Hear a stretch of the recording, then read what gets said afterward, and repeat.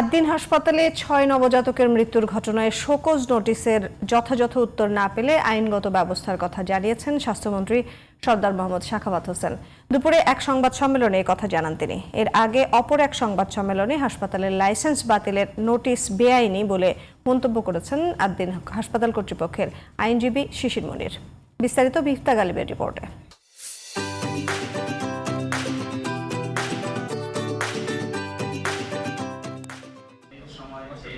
শনিবার ৬ নবজাতকের মৃত্যুর ঘটনায় ভুক্তভোগী পরিবারের উপস্থিতিতে এক সংবাদ সম্মেলনের আয়োজন করে আদ্দিন হাসপাতাল কর্তৃপক্ষ।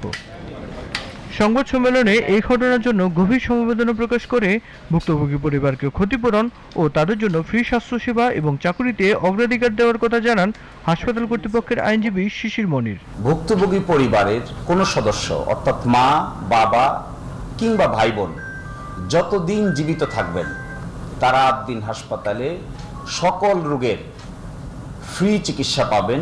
দ্বিতীয়ত, আদ্দিন হাসপাতালের মেডিকেল কলেজ সমূহে কোনো উপযুক্ত ছাত্র যদি থাকে এই পরিবারের, তারা বিশেষ বৃত্তিতে এই মেডিকেল কলেজগুলোতে পড়াশোনা করতে পারবে।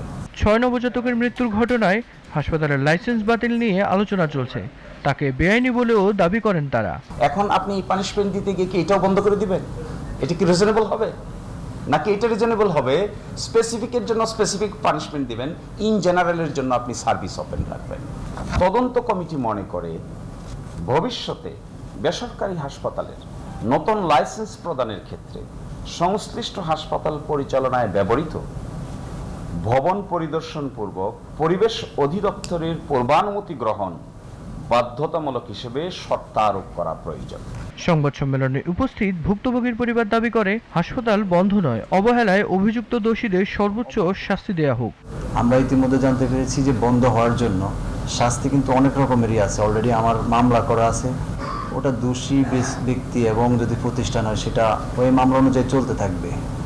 আর আমরা চাই আদ্দিন সার্ভিস যেটা দিচ্ছে হসপিটালের, এটার জন্য দেশকে ক্ষতি করে বা দেশের মানুষ সার্ভিস থেকে বঞ্চিত করা ঠিক হবে না।